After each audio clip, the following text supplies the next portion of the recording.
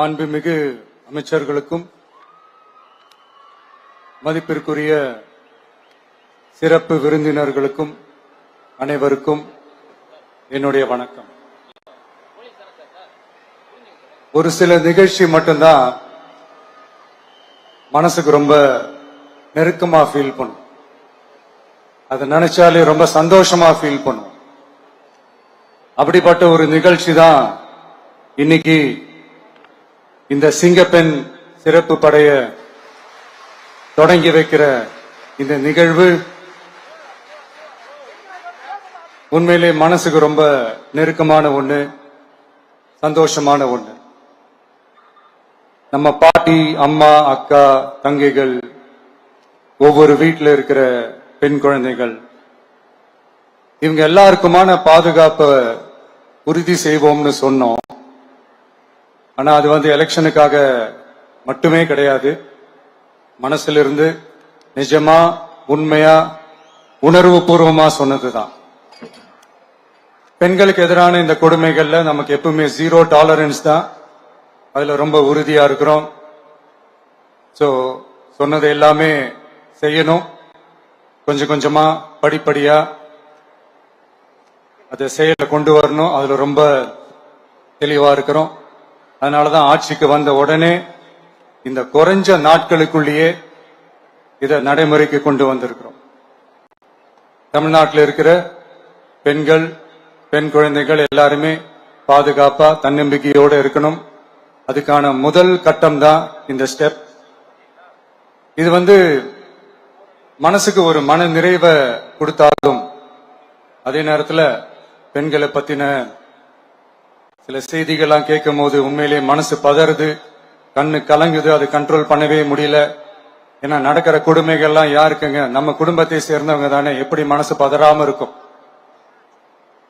அதனால பெண்களுக்கு எதிராக இதெல்லாம் ஏன் நடக்குது, எதுக்கு நடக்குதுன்றது மற்றவங்க மாதிரி ரீல்ஸ்லயும் இன்ஸ்டாலையும் தேடிட்டு இருக்க முடியாது. ரியாலிட்டிய புரிஞ்சுக்கணும்.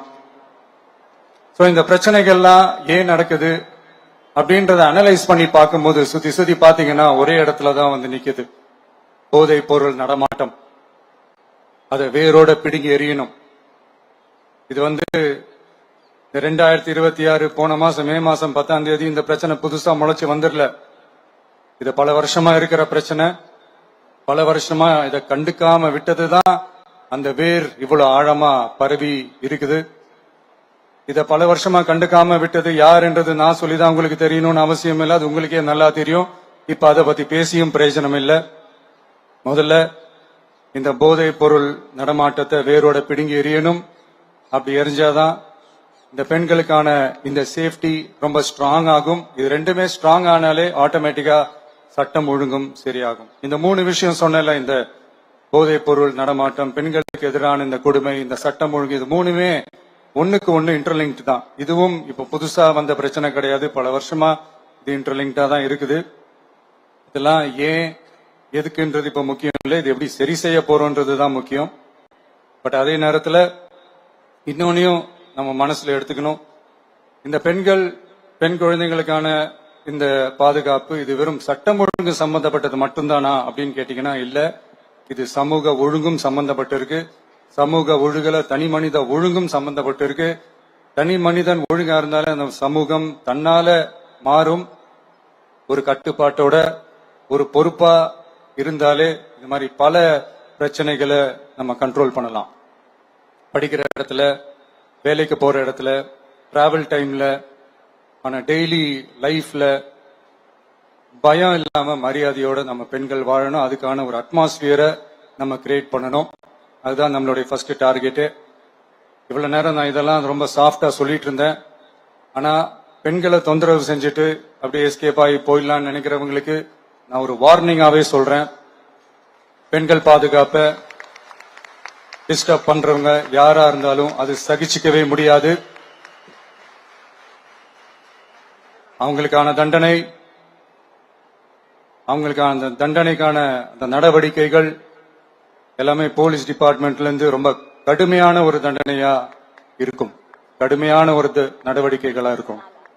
அந்த தண்டனை, அவங்களுக்கான அந்த சார்ஜ் ஷீட் எல்லாமே ரொம்ப ஃபாஸ்டா, ஸ்பீடா அது செயல்படுத்தப்படும்.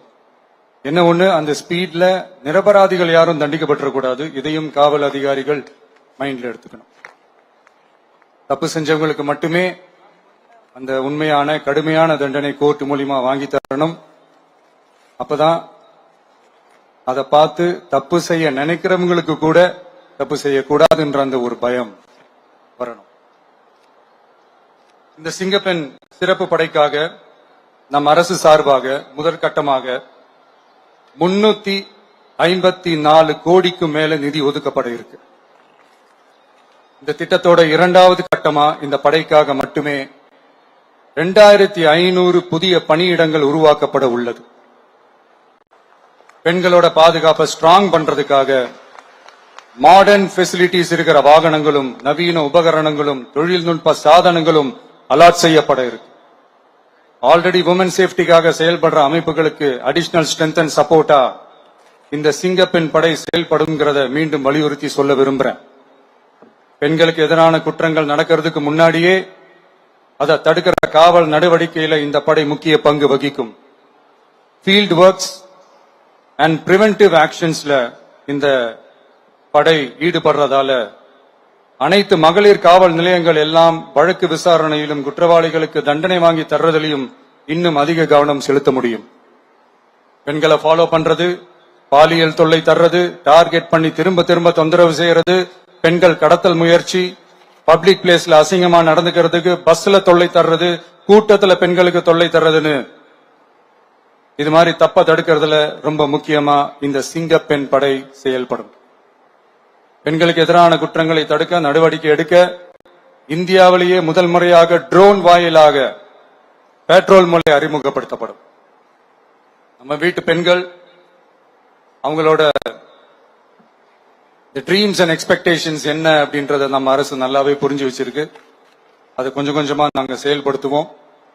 உங்களுக்கான மரியாதையும் தான், உங்களுக்கான அந்த கண்ணியமும் தான் நம்ம அரசினுடைய highest and most important priority. ஒரு கவர்மெண்டோட அந்த விஷன் அண்ட் டார்கெட் ஆனஸ்டா இருந்தாலே போதும். பிளான்ஸ் அண்ட் அட்டெம்ப்ட்ஸ் அது போற பாதை சரியா இருக்கும்னு சொல்லுவாங்க. அப்படிப்பட்ட ஒரு கவர்மெண்ட் தான் நம்மளுடைய கவர்மெண்ட், உங்களுக்கான கவர்மெண்ட். இந்த ஷார்ட் ஸ்பேன்ல இந்த சிங்கப்பெண் சிறப்பு படைய நடைமுறைக்கு கொண்டு வந்து இதுக்கு ரொம்ப கடுமையா உழைச்ச காவல்துறை அதிகாரிகளுக்கும் பணியாளர்களுக்கும் இந்த நேரத்தில் என்னுடைய பாராட்டுகளை தெரிவிச்சுக்கிறேன். இந்த நேரத்தில் என்னை பொறுத்த வரைக்கும் ஒரு கவர்மெண்டோட முதல் சக்சஸ், முழு சக்சஸ் இன்ஃப்ராஸ்ட்ரக்சரோட வளர்ச்சியிலேயோ பொருளாதார வளர்ச்சியிலேயோ மட்டுமே இல்லை, அந்த ஸ்டேட்டோட பெண்களும் குழந்தைகளும் மரியாதையா வாழ்றாங்களா அப்படின்றதுலதான் அந்த கவர்மெண்டோட முழு சக்சஸுமே இருக்கு. அதோட சேர்ந்ததுதான் மற்ற எல்லா வளர்ச்சியும். அதுலயும் நாங்க கவனம் ஃபுல் கான்சென்ட்ரேட் பண்ணுவோம். கான்பிடென்டா இருங்க, நல்லதே நடக்கும், வெற்றி நிச்சயம். மீண்டும் சந்திக்கும் வரை நன்றி, வணக்கம்.